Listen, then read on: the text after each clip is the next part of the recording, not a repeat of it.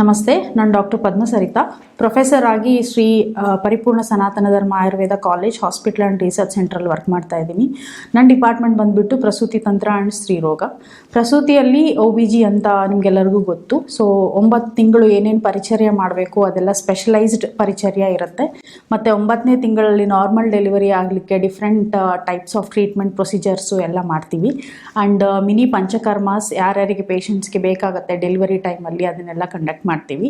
And gynaecological disorders ಅಂದರೆ ಸ್ತ್ರೀರೋಗದಲ್ಲಿ ಬಿಳಿ ಮುಟ್ಟು, ಅತಿ ಹೆಚ್ಚು ರಕ್ತಸ್ರಾವ, fibroids in the uterus, ovarian cyst and ಎಲ್ಲರಿಗೂ ಗೊತ್ತಿರೋ ಥರ ಈ ನಡುವೆ PCOD ಅನ್ನೋ ರೋಗ ತುಂಬ ಜಾಸ್ತಿ ಆಗಿದೆ.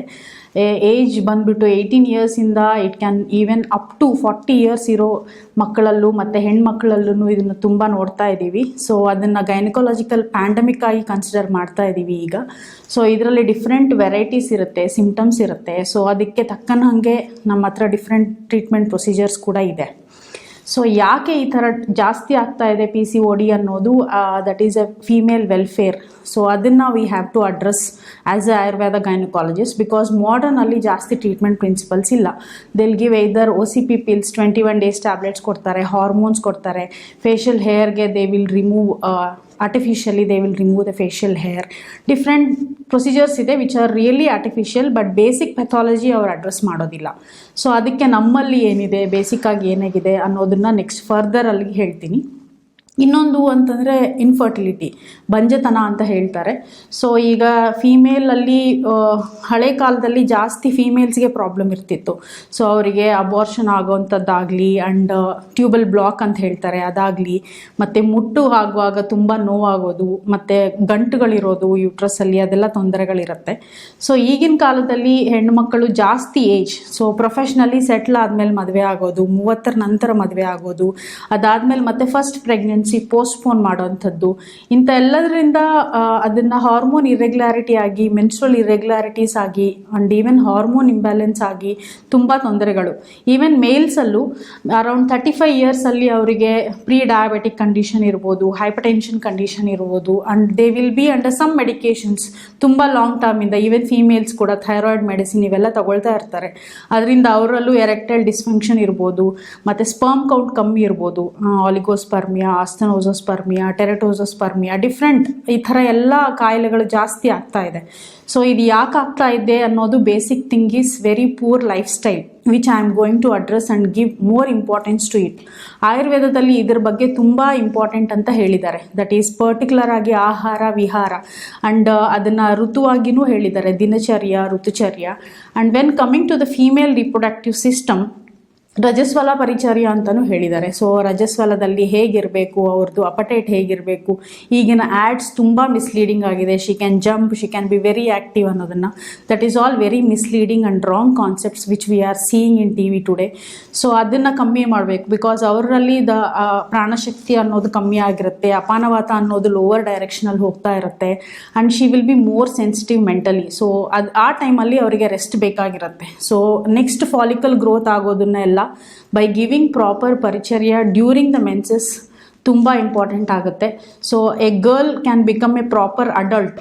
ಸೊ ಈ ಥರ ಎಲ್ಲ ಪರಿಚರ್ಯನ್ನು ಫಾಲೋ ಮಾಡಿ ಅವರಿಗೆ ಪ್ರಾಪರ್ ಡಯಟು, ಎಕ್ಸಸೈಸು ಇದೆಲ್ಲ ಹೇಳಿಕೊಟ್ರೆ ಈ ಗೈನಕಾಲಜಿಕಲ್ ಇಶ್ಯೂಸು, ರಿಪ್ರೊಡಕ್ಟಿವ್ ಇಶ್ಯೂಸು ಅವಳಿಗೆ ಫರ್ದರ್ ಲೈಫಲ್ಲಿ ಬರೋದಿಲ್ಲ.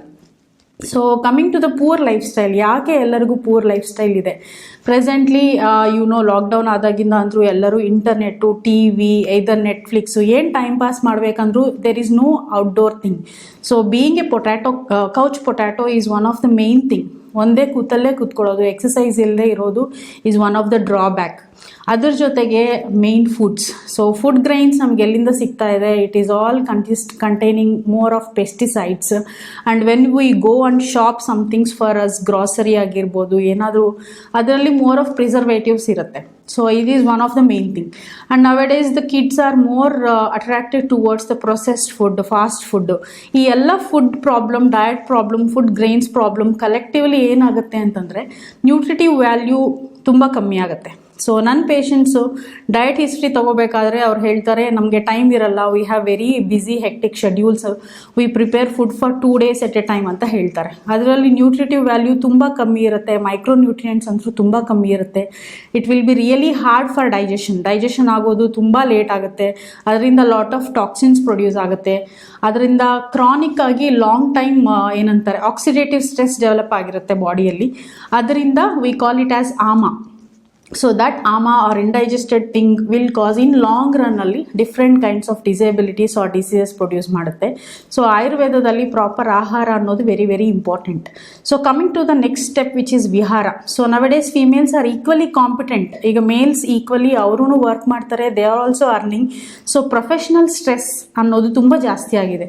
Along with personal life professional stress and ತುಂಬ ಹೈಯರ್ ಗೋಲ್ಸ್ ಇಟ್ಕೊಂಡು ಅವ್ರಿಗೂ mentally along with the personal stress ತುಂಬ ಮೆಂಟಲಿ ಸ್ಟ್ರೆಸ್ ಆದಾಗ HPO ಆಕ್ಸಿಸ್ ಅನ್ನೋದು ತುಂಬ ಡೆಲಿಕೇಟ್ ಆಗಿರುತ್ತೆ. So stress will directly have a bad effect on the HPO axis which can lead to different kinds of gynaecological errors. So ಈ ಥರ ಆದಾಗ so ನಮ್ಮ ಆಯುರ್ವೇದದಲ್ಲಿ ಹೇಳ್ತಾರೆ ಸೌಮನಸ್ಯಂ ಗರ್ಭಧಾರಣಂ ಅಂತ ಹೇಳ್ತಾರೆ. ಸೌಮನಸ್ ಸ್ಟ್ರೆಸ್ ಎಲ್ಲಿ ಇರುತ್ತೆ, ಯಾವ ಫೀಮೇಲಲ್ಲಿ ಜಾಸ್ತಿ ಸ್ಟ್ರೆಸ್ ಇರುತ್ತೆ ಅವರಿಗೆ ಗರ್ಭಧಾರಣ ಕಷ್ಟ ಆಗುತ್ತೆ. ಯಾಕೆ ಅಂತಂದರೆ ಗರ್ಭಧಾರಣ ಅನ್ನೋದು inviting one new soul to their own family. So ಒಂದು ಹೊಸ ಸೋಲ್ ಬಂದು ಯೂಟ್ರಸಲ್ಲಿ ಇರಬೇಕು ಅಂತಂದರೆ ಅದಕ್ಕೆ ಪ್ರಾಪರ್ ಎನ್ವಿರಾನ್ಮೆಂಟ್ ಇರಬೇಕು. ಆ ಎನ್ವಿರಾನ್ಮೆಂಟ್ ಇಲ್ಲ ಅಂತಂದರೆ ದೇರ್ ಕ್ಯಾನ್ ಬಿ ಅಬಾರ್ಷನ್ ಇರ್ಬೋದು, ಎಲ್ಲ ರಿಪೋರ್ಟ್ಸ್ ನಾರ್ಮಲ್ ಇದ್ರೂ they will not be able to conceive. ಈ ಥರ ಪ್ರಾಬ್ಲಮ್ಸು ಬಂದಿರುತ್ತೆ ಅವರಿಗೆ. ಸೊ ಅವಾಗ addressing their mental, because even PCOD, infertility ಎಲ್ಲನೂ we take it as psychosomatic disorders and PCOD to more extent is genetic. So genetic issues ಇದ್ದಾಗ ಅವರಿಗೆ from lifestyle itself ನಾವು ಅದಕ್ಕೆ ಟೈಲರ್ ಮೇಡ್ ಡಯಟ್ ಇರ್ಬೋದು, exercise ಇರ್ಬೋದು ಹೇಳಬೇಕು. Because 50% of lifestyle disorders especially in diseases like PCOD life style correction becomes very mandatory. So ಅದರಲ್ಲಿ ನಾವು diet curtail diet ಅವ್ರವ್ರ ಪ್ರಕೃತಿಗೆ ಸಂಬಂಧಪಟ್ಟಂಗೆ ಆಯುರ್ವೇದದಲ್ಲಿ ಏನೇನು ಹೇಳಿದೆ ಅವರಿಗೆ ಡೂಸ್ ಆ್ಯಂಡ್ ಡೋಂಟ್ಸ್ ಕೊಟ್ಟಿರ್ತೀವಿ. ಮತ್ತು exercise. So many kids around 18 years 20 years ಇರೋರು they are weighing around 75 kg 80 kg ಆಗಿರ್ತಾರೆ. ಎಕ್ಸಸೈಸ್ ಮಾಡಿದ್ರು they have difficulty in losing weight. ಆ ಥರ ಇರೋರಿಗೆ ಔಟ್ ಆಫ್ ದೇರ್ ಇಂಟ್ರೆಸ್ಟ್ ಸ್ವಲ್ಪ ಜನ ಜುಂಬೋ ಮಾಡ್ತಾರೆ, ಸ್ವಲ್ಪ ಜನ ಏರೋಬಿಕ್ಸ್ ಮಾಡ್ತಾರೆ, some like to go for gym. But ನಮ್ಮ ಕಡೆಯಿಂದ we usually give them yoga postures like Surya Namaskar ಹೇಳ್ಕೊಡ್ತೀವಿ, ಪವನ ಮುಕ್ತಾಸನ ಹೇಳ್ತೀವಿ, ಬಟರ್ಫ್ಲೈ ಪೋಸ್ ಹೇಳ್ತೀವಿ ಆ್ಯಂಡ್ ಶವಾಸನ ಹೇಳ್ತೀವಿ. ಬಿಕಾಸ್ PCOS ಅನ್ನೋದ್ರಲ್ಲಿ even the mentally also there is too much of disturbance. The ಮನೋಮಹ ಶ್ರೋತಸ್ ನಮ್ಮದ್ರಲ್ಲಿ ರಸ ಹೇಗೆ ಇಂಪಾರ್ಟೆಂಟ್, ಆಹಾರ ರಸ, ಈವನ್ ಮನಸ್ಸು ಕೂಡ ಅದ್ರ ಮೇಲೆ ಡಿಪೆಂಡ್ ಆಗಿರುತ್ತೆ ಅಂತ ಹೇಳ್ಬಿಟ್ಟು ಶವಾಸನ ವಿಲ್ ರಿಯಲಿ ಹೆಲ್ಪ್. ಶವಾಸನದಿಂದ the neuroendocrinological system in the female will be completely corrected by proper practice for long time ಅಂತ ಪ್ರೂವ್ ಆಗಿದೆ. ಸೊ PCODಯಲ್ಲೂ ಅಷ್ಟೇ ಈ ಥರ ಮೆಡಿಸಿನ್ಸ್ ಇರುತ್ತೆ. ಅವರಲ್ಲಿ ಪ್ರೊಲಾಂಗ್ಡ್ ಡಿಸೀಸ್ ಇದ್ದರೆ ಅದರಲ್ಲಿ ನಮಗೆ ಅಗ್ನಿದೀಪನ ದ್ರವ್ಯಾಸ್ ಕೊಟ್ಟಿರ್ತೀವಿ, ವಾತಾನುಲೋಮನ ದ್ರವ್ಯ, ಕಫ ಆ್ಯಂಡ್ ಮೇದೋಹರ ದ್ರವ್ಯ. ಸೊ ಟ್ರೀಟ್ಮೆಂಟ್ ಯಾವತ್ತೂ ಜನರಲೈಸ್ ಮಾಡೋಕ್ಕೂ ಆಗೋದಿಲ್ಲ, ಯಾವಾಗಲೂ ಪೇಷಂಟ್ ಮೇಲೇ ಡಿಪೆಂಡ್ ಆಗಿರುತ್ತೆ ಮತ್ತು ಅದು ಟೈಲರ್ ಮೇಡ್ ಆಗಿರುತ್ತೆ. So first basic life style ಮಾತ್ರ ಅವ್ರು ಕರೆಕ್ಟ್ ಮಾಡ್ಕೋಬೋದು following proper diet and lifestyle. But medicine ಮತ್ತು treatment, what kind of panchakarma is suitable for them, they should personally contact us. Okay, this is about the PCOS. So next ಇನ್ಫರ್ಟಿಲಿಟಿಯಲ್ಲಿ because of rising age as already ಹೇಳಿರೋದ ಪ್ರಕಾರ IUI, IVF, GIFT ಈ ಥರದ್ದೆಲ್ಲ they are spending so much money or expenditure. ಅವರು bigger files ತೊಗೊಂಡು ಬರ್ತಾರೆ. IUI fail ಆಯಿತು, IVF fail ಆಯಿತು, we are going for donor sperm, donor ovum, ಈ ಥರದ್ದೆಲ್ಲ ತುಂಬ ಕೇಸಸ್ ನೋಡ್ತಾ ಇದ್ದೀವಿ. ದ ರೂಟ್ ಕಾಸನ್ನು ಅವರು ನೋಡಲಾರ್ದೆ ಜಸ್ಟ್ IUI, IVF ಆರ್ಟಿಫಿಷಿಯಲಿ ನೋಡಿದರೆ obviously you can see the success rates. It is just 10 to 25% success rates ಇದೆ.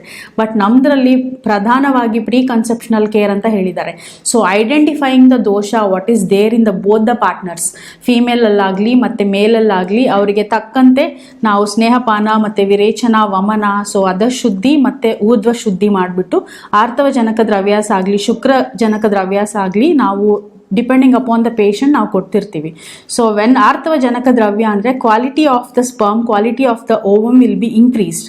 So when the quality is increased obviously the results will be good. So pre conceptional care ಆದಮೇಲೆ ಈ ಥರ ದ್ರವ್ಯಾಸನ ಕೊಟ್ಟು 3 monthsಲ್ಲಿ ನಮಗೆ even ಗರ್ಭದ ದ್ರವ್ಯಾಸ ಅಂತ there is a lot of definition and lot of drugs which are mentioned for both male infertility and female infertility. ಅದನ್ನು follow up ಮಾಡೋದ್ರಿಂದ we have got very good and very wonderful results. And there are some set of patients, ಅವರಲ್ಲಿ ಏನೂ ಇರಲ್ಲ, they will be going for hospital, ಎಲ್ಲ ಕಡೆ ಹೋಗಿರ್ತಾರೆ, ಎಲ್ಲ medicine try ಮಾಡಿರ್ತಾರೆ, ಆದ್ರೂ ಅವರಿಗೆ ಮಕ್ಕಳಾಗಿರಲ್ಲ.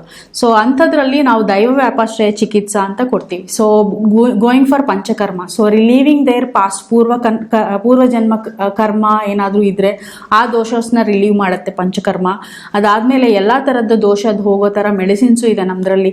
ಪುತ್ರಪ್ರದ ಅಂತ ಮೆಡಿಸಿನ್ ಇದೆ, ಆ್ಯಂಡ್ ಫಲಸರ್ಪೀಸ್ ಅಂತ ಮೆಡಿಸಿನ್ಸ್ ಇದೆ. ಈ ಮೆಡಿಸಿನ್ಸಿಂದ the minor corrections in every root of the reproductive canal is relieved. So ಇದರಿಂದ ನಾವು ಪೇಷಂಟ್ಗೆ ತಕ್ಕನಂಗೆ ಡಿಫ್ರೆಂಟ್ ಕೈಂಡ್ಸ್, ಆದಿ ದೈವ ಪ್ರವೃತ್ತ ವ್ಯಾಧಿ, ಆ ಥರ ಕ್ಲಾಸಿಫಿಕೇಶನ್ ತುಂಬ ಇದೆ. ಸೊ ಅದನ್ನು ಈಸಿ ವರ್ಡ್ಸಲ್ಲಿ ಹೇಳೋದಾದರೆ, ನಾವು ಮೆಡಿಸಿನ್ನಿಂದನೂ ಟ್ರೀಟ್ಮೆಂಟ್ ಮಾಡ್ತೀವಿ. Through panchakarma also we will select what kind of treatment is available for them. And ದೈವ ವ್ಯಾಪಾಶ್ರಯದಿಂದನೂ ಈವನ್ ಮಾನಸಿಕ ದೋಷ, ಸೊ ಅದನ್ನು ಕರೆಕ್ಟ್ ಮಾಡಿ ನಾವು ಬಂಜೆತನವನ್ನು ಮೇಲಲ್ಲೂ ಫೀಮೇಲಲ್ಲೂ ಕರೆಕ್ಟ್ ಮಾಡ್ತೀವಿ. ಆ್ಯಂಡ್ ಬೇರೆ ರೋಗ ಅಂಥದ್ದು fibroids, usually whenever a fibroid is there, modern gynaecologist ಹತ್ರ ಹೋದ ತಕ್ಷಣ ಗರ್ಭಾಶಯ ತೆಗಿಬೇಕು ಅಂತ ಹೇಳ್ತಾರೆ. ಬಟ್ ನನ್ನ ಪ್ರಾಕ್ಟೀಸಲ್ಲಿ I have really stopped many patients to go for hysterectomies. So menorrhagia ಆಗಿರ್ಬೋದು, ಫೈಬ್ರಾಯ್ಡ್ ಆಗಿರ್ಬೋದು, with Ayurveda bastikarma I have reduce the size of fibroids which are below 5 centimeters by proper diet and giving them proper yogasanas. And some ಪೇಷಂಟ್ಸಲ್ಲಿ ovarian cyst ಎಲ್ಲ ಇರುತ್ತೆ, chocolate cyst ಇರುತ್ತೆ, ಅವರಿಗೆ infertility ಇರುತ್ತೆ. ಅದರಲ್ಲಿ even cyst reduction ಸೈಜನ್ನು ಕಮ್ಮಿ ಮಾಡಿಬಿಟ್ಟು ಓರಲ್ ಡ್ರಗ್ಸಿಂದಾನೇ ಕಮ್ಮಿ ಮಾಡಿಬಿಟ್ಟು ಪಂಚಕರ್ಮನೂ ಕೊಟ್ಟು we have successfully managed those cases also. So ಎಲ್ಲ ತರಹದ ಟ್ರೀಟ್ಮೆಂಟು ನಮ್ಮಲ್ಲಿ ಆಯುರ್ವೇದದಲ್ಲಿದೆ. ಸೊ ಪ್ರಸೂತಿ ಸ್ತ್ರೀರೋಗ ಅನ್ನೋದು ಎಮರ್ಜಿಂಗ್ ಬ್ರ್ಯಾಂಚ್, ಬಿಕಾಸ್ ಮಾಡರ್ನಲ್ಲಿ ತುಂಬ ಕ್ವಶನ್ಸ್ಗೆ ಆನ್ಸರ್ ಇಲ್ಲ. But with proper identification, proper ಡಯಾಗ್ನೋಸಿಸಿಂದ and proper selection of panchakarma and ಡ್ರಗ್ಸಿಂದ ನಾವು ಎಲ್ಲ ಥರದ ಟ್ರೀಟ್ಮೆಂಟನ್ನು ಇಲ್ಲಿ ಮಾಡ್ತೀವಿ. ಸೊ ಯಾವ ಥರದ್ದು ಡೌಟ್ ಇದ್ರೂ ಡೈರೆಕ್ಟಾಗಿ ಕನ್ಸಲ್ಟ್ ಮಾಡ್ಬೋದು. Thank you.